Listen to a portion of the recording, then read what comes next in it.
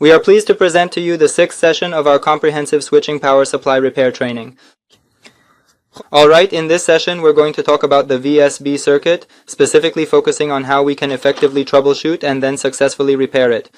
I'm referring to this circuit that you can observe right here, because if you remember we don't have the VSB power, which relates to the purple wire, and we want to determine why this issue has arisen.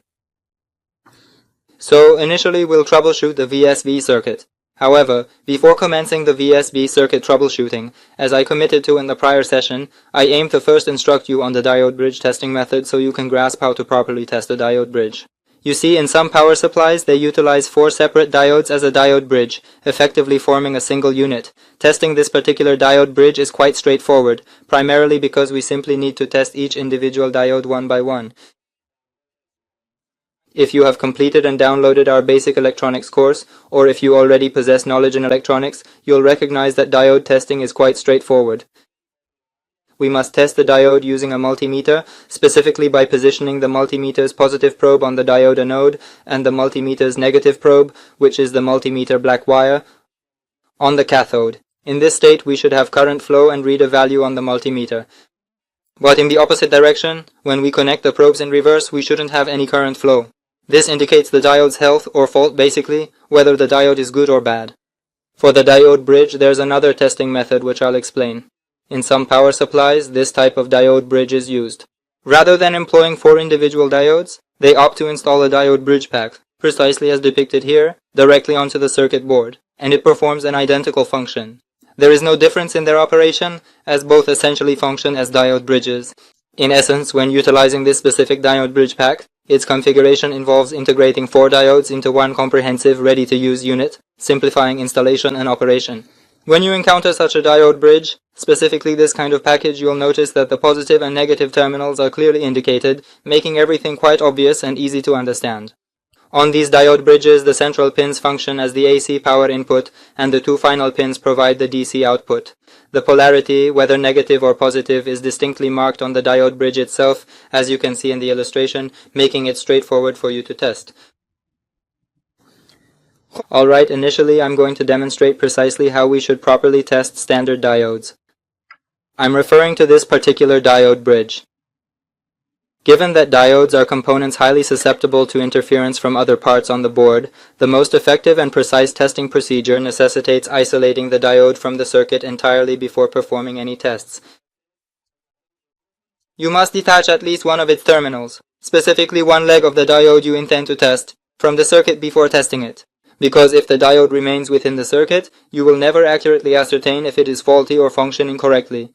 This is often because the multimeter may incorrectly indicate a functional diode as faulty, and conversely, a faulty diode as operational.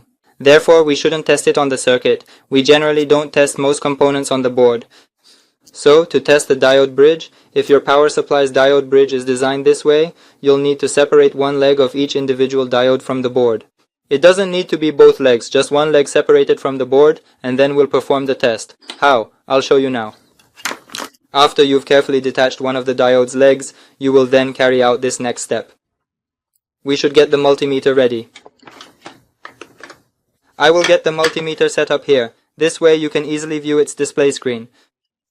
You'll set the multimeter to the diode test mode, or the buzzer test as indicated, and then we'll proceed to test it. And once one of the diode bridge's legs has been disconnected, we then proceed to test the diode with the multimeter in this manner, checking its functionality to determine if it is in working condition or not. If it's good, no action is needed. If bad, the diode needs replacement. In a diode bridge constructed in this manner, there are 4 diodes. You must carefully desolder one terminal of each of these 4 diodes from the circuit board. Then, individually test each one to ascertain whether it is functioning correctly or not. And now, how do we perform the diode bridge test? You see, I've already taken one of the diodes from another board here. Once you've freed a leg of the diode, you can easily test it with the multimeter like this. See, this is the multimeter's black probe, which is the negative probe, and this red probe is the positive probe. You should position the multimeter's black probe onto the cathode of the diode. The diode's cathode is on the marked side. We connect the positive or red probe to the diode's anode, and the multimeter will display a reading indicating current flow.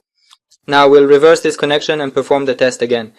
Now, We connect the negative or multimeter black wire to the diode anode and the positive wire to the cathode. No value should be shown in this condition. You can see that it's not showing a value here. This means this diode is working properly. Now, we will perform this same testing method on the diode bridge. The diode bridge of this power supply, considering we found voltage on the capacitor pins, clearly indicates that this diode bridge is indeed in good condition, eliminating the need for further testing. Therefore, upon opening a power supply, your initial step should be to check the voltage on the capacitor pins, a technique you mastered in the preceding session. Should these capacitor pins register voltage, there's no necessity to test the diode bridge, as it's functioning correctly and permitting current passage, even if the test lamp remains unlit. If the test lamp does light up, well, the diode bridge is faulty. If you plug in a power supply and see the test lamp light up, first unplug the power. Then, one by one, as I said, detach the diode pins from the board and test them. Even if just one of the diodes is burnt out, you must replace it, because your diode bridge would be ruined, no longer functioning as a diode bridge, and creating a short circuit. Therefore, you must rigorously test the diode bridge, as demonstrated here, to confirm its good working order. However, if you observe voltage on the capacitor pins, and the test lamp remains unlit when the power is connected, this indicates that the diode bridge is functional, and power reaches the capacitors. Now we get to a diode bridge pack like the one mentioned here. So how do we test this one? The method for testing this diode bridge is also very simple. You just need to keep the multimeter on the diode testing mode and... What do? First, the negative probe. Pay close attention, I'll go very slowly so you can follow along. First, carefully place the negative probe onto the positive terminal of the diode bridge, connecting it as shown. Then, with the positive probe, we make contact with one of the AC input pins, specifically the middle pins. It truly doesn't matter which one. In this scenario, your multimeter should display a reading, and you'll observe it showing a value, yet the multimeter must not emit a beeping sound. Seeing that it displays a value here, we'll repeat this action with the other pin. This time, we will carefully position the positive probe onto the negative terminal, and subsequently, we will utilize this identical probe to get a reading. As demonstrated here, a value is displayed. Thus, when the multimeter indicates these input and output readings without the diode bridge producing a beep, it confirms that the diode bridge is fully functional and in good condition. In certain diode bridges, you might, for instance, position the negative probe at this point. Then touch the positive to this pin and get no reading, but get a reading when you touch this other pin. In this scenario, it consistently indicates that the diode bridge is perfectly fine and problem-free. This is due to the structural variations found in some diode bridge packs, where one AC pin might allow current to flow to a particular DC pin, and another AC pin to a different DC pin, creating multiple current paths. And it's not always the case that both AC pins must show current flow and a reading with both the negative and positive DC pins. Therefore, the diode bridge's AC input pins, specifically the middle ones, should allow current to pass through to its DC output pins, as you can observe on the multimeter display, just like this. However, they should not have a short circuit or produce a beep. Another effective test method involves checking the two AC pins, as there should absolutely be no continuity between them. Observe, just like this. The two AC pins must have absolutely no continuity between them, regardless of direction. Observe, whether I connect the probes one way, or if I switch their positions and connect them the other way, there should be no current flow, as you can plainly see is the case here. If these two AC pins exhibit current flow between each other, you should again determine that the diode bridge is indeed defective. As demonstrated, the AC pins indicate a connection to the positive terminal. As you can observe, current flows through them. However, the AC pins, specifically the two central ones serving as the diode bridge's input, exhibit no continuity between themselves. One additional approach to testing these specific diode bridge configurations involves confirming that current only flows through them in a single direction. How do we accomplish this? Observe closely. I will take the negative probe and affix it to the positive output pin of the diode bridge. Subsequently, I will place the positive probe on one of the input pins. That is the AC pins. You see there's current flow. It doesn't matter which pin I touch, we have current flow. However, if I were to reverse this process, there should be no current flow. Meaning when I put the positive probe on the positive pin of the diode, there should be no current flow with the negative probe, which there isn't. As you can see, this indicates the diode bridge is also functional, because current should only flow in one direction. However, for this other pin, the negative output of the diode bridge, the current flow should be reversed.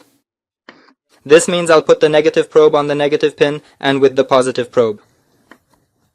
we shouldn't have any current flow, which as you can see is the case here. See, I put the negative probe on the negative pin, and you can see I have no current flow. It only shows current flowing in one direction.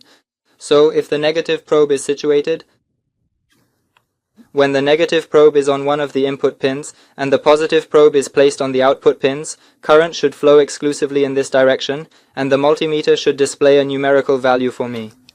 Now, if this seems a bit complicated, watch this video and repeat this section a few times until you remember it completely. It's not difficult at all. Our first test is always just to do a simple continuity test. This implies that if you randomly connect the pins together in this manner, the multimeter must not, under any circumstances, emit any beeping sound whatsoever. If you test any diode bridge and you hear a beep, that means the diode bridge has an internal short and is faulty. This is the method you can use to check a diode bridge. Then, as the final test for this type of diode bridge, after conducting all these previous tests and confirming its functionality, we conduct another test using a test lamp to verify it once more. However, proceed with the utmost and very careful caution.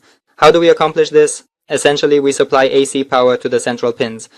So, you simply attach the central pins to the test lamp. It's essential to use a test lamp. Then set your multimeter to the DC test mode, specifically at 1000 volts, because the output will certainly be 300 volts. Set the multimeter to DC 1000 volts and measure voltage from the end pins. If you see the multimeter showing you a voltage, say 270 volts, 300 volts, or even 320 volts from the two end pins of the diode bridge, which are the output pins, it means that the diode bridge is 100% working, and you can go ahead and use it. However, if you observe a very low voltage reading, for instance around 100 volts, and simultaneously the diode bridge begins to overheat, you must promptly disconnect it from the power supply, as that particular diode bridge is indeed defective and should no longer be utilized. So the diode bridge testing method you've just learned here is applicable to both this specific style of diode bridge and those built from separate individual diodes. Now, we will proceed to elaborate on the VSB circuit, which constitutes the primary focus of our instructional session. Our objective is to commence a comprehensive troubleshooting process for the power supply to ascertain the reason behind the absence of power and voltage within our VSB circuit. Therefore, let us now transition to addressing our VSB circuit. Let's find out what the problem is with the VSB circuit. Firstly, what exactly is the VSB circuit, and why does it feature a distinct circuit dedicated to a positive 5 volts? We'll delve into that topic. As you're aware, the VSB circuit's wire is typically purple. In our previous session, you became familiar with the various wire colors and understood the specific voltage each of these wires carries. Here, the purple wire specifically belongs to our VSB circuit. Alright, to begin, in order to facilitate the easy testing of the VSB circuit, it is essential that we first detach this heatsink from the transistors. This will allow us to proceed with our task smoothly and without obstruction.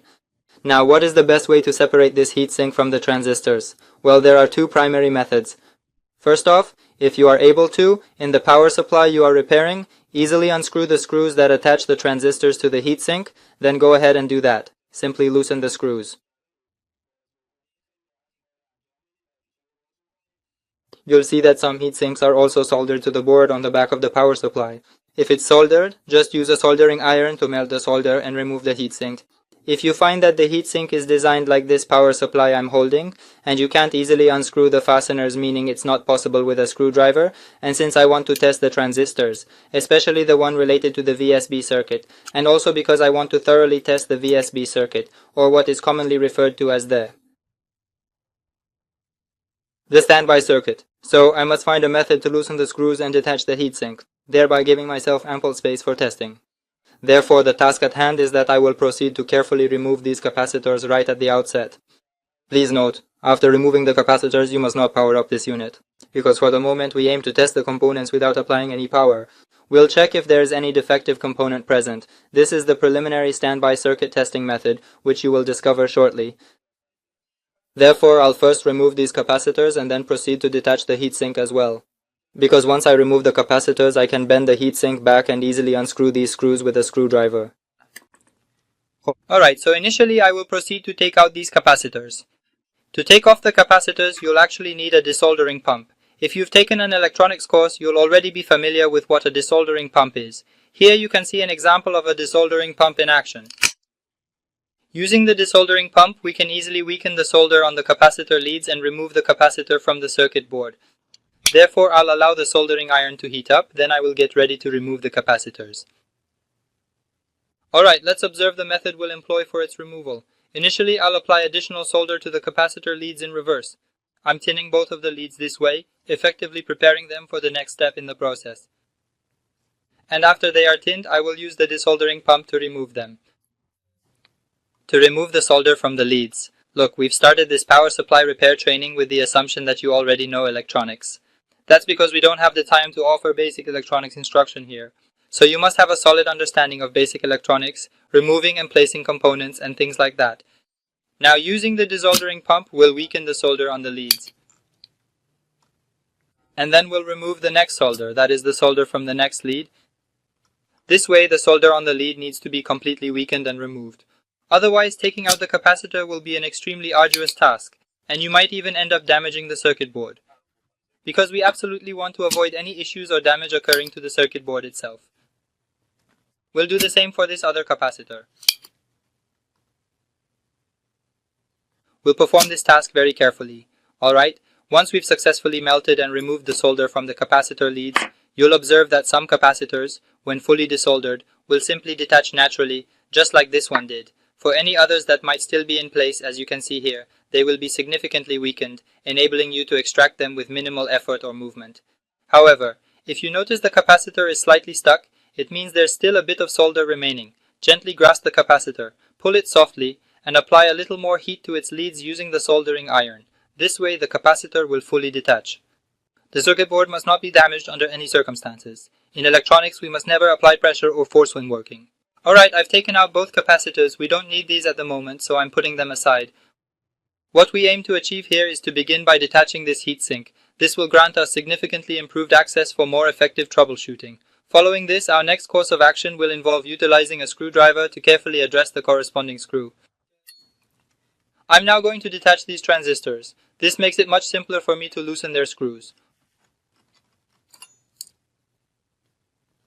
Alright, I've unscrewed some of the transistors, 2 of them successfully, but the final one is in a very difficult position. I can't bend the heatsink anymore, as that would likely snap the transistor leads and harm the components situated behind it. Therefore, we must not apply pressure. What then should we do in such situations to remove this screw? If you can manage to use a considerably smaller screwdriver, that could indeed work, but occasionally the location is truly inaccessible, making removal impossible. In such instances, if you've already taken out the other transistors, and only that final one remains, then it's best to melt the transistor's leads and remove the entire transistor from the board, similarly to how we handled the capacitors. We aren't actually focusing on the transistors. We merely intend to temporarily separate it from the circuit board to allow for the removal of the heatsink, thereby facilitating an easier troubleshooting process for the VSB circuit.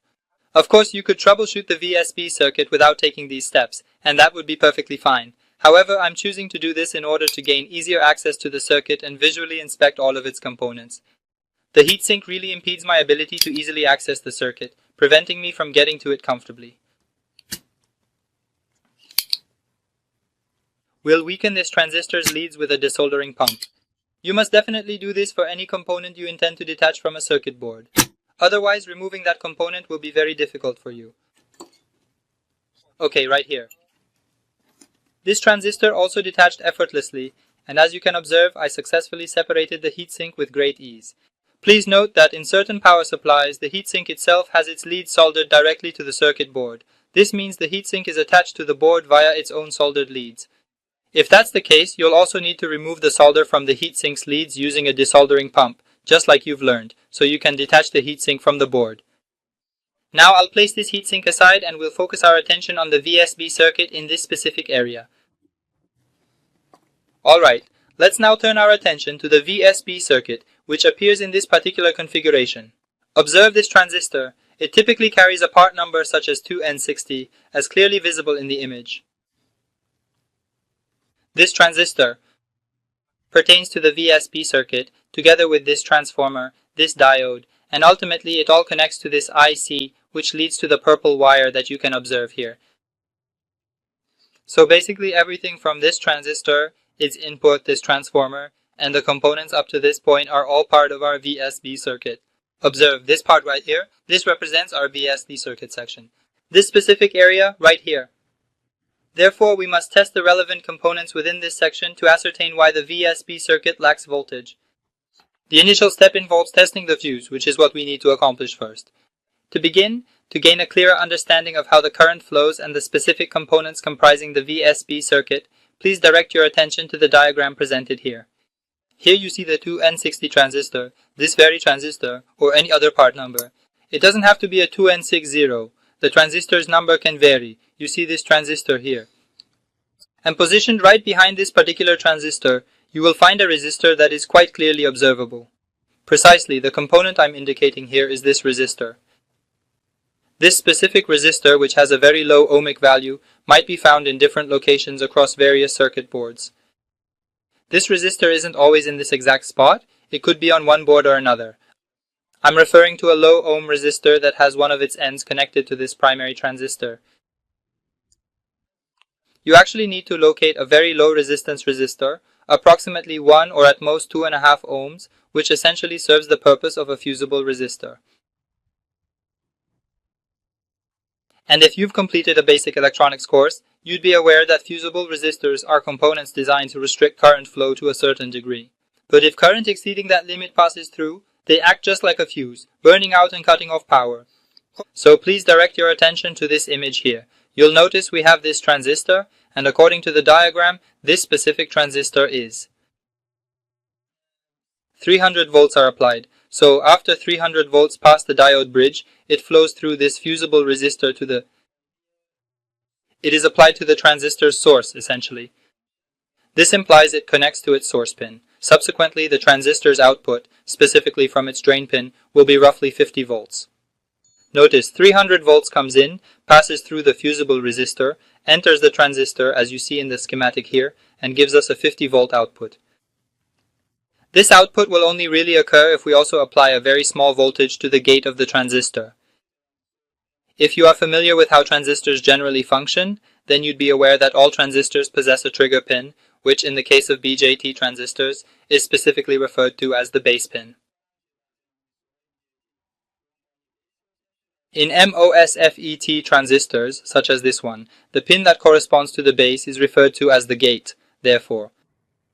Essentially, 300 volts comes in, enters the transistor, and then from the drain, or the transistor's output, a 50 volt output is generated. We will obtain a 50 volt output. This 50 volt output is then applied to the transformer. It essentially enters the transformer. However, we face a fundamental issue here. The thing is, all transformers with no exception operate on AC power. However, the power that has passed through the transistor, that 50 volt output we have that reaches this transformer, is DC power. Therefore, we need a circuit here that converts the power back to AC or quasi-AC, enabling this transformer to function. To begin, I will outline the DSD circuit so you can first grasp how the DSD circuit functions. Thus, it then proceeds to enter a different circuit, and this circuit functions to convert the DC power to AC power. Okay. Now, how exactly do we obtain an AC circuit? Specifically in the VSB circuit, what is the design or configuration of the circuit's components responsible for transforming DC power into AC? Observe, the transistor's operation is such that a DC voltage is indeed supplied to it, resulting in a 50 volt output. However, when we provide a very low voltage to the gate pin, specifically a voltage of roughly 3 to 5 volts connected to its gate, it effectively triggers the transistor to operate and deliver the desired output. But if we cut the power to the gate pin, the 50 volt output is cut off again. This implies that 300 volts will be applied to this transistor, and we won't get that 50 volt output unless we once again deliver a small voltage to our gate pin. Therefore, if we consistently toggle the gate pin's voltage, turning it on and off repeatedly, our 50 volt output will similarly be intermittent, switching between on and off states. Something akin to AC power. So how do we actually accomplish this, and which specific components do we utilize to repeatedly switch the transistor's power on and off? This is what I aim to demonstrate and instruct you on the schematic, so you comprehend how this specific section of the power circuit operates, enabling me to proceed with additional details and advance to more in-depth troubleshooting procedures. Because first I need to explain the entire power supply to you. You need to fully understand the power supply structure and its operational mechanisms. This will empower you to approach future troubleshooting with more accurate insights and a comprehensive view, eliminating any uncertainties. So to recap, after the diode bridge, the electricity goes through a low resistance component, known as a fusible resistor, then proceeds into the initial transistor. On the initial heatsink, the first transistor takes in 300 volts, subsequently providing a 50 volt output from that particular transistor. 50, or occasionally even 60 volts. This provides us with the output, and the notable distinction is that this output remains DC power. Because the power we get after the diode bridge is 300 volts, which is applied to the transistor, and the transistor gives us an output. It is entirely DC power, and we cannot feed this DC electricity to a transformer, as transformers operate solely on AC. Now, to facilitate a clearer comprehension, I will proceed to elucidate the intricacies of this specific circuit section for you. And after these comprehensive explanations, we'll return to the circuit, enabling you to grasp its complete functionality, which will significantly simplify your troubleshooting. So, for now, let's look at the schematic for further elaboration.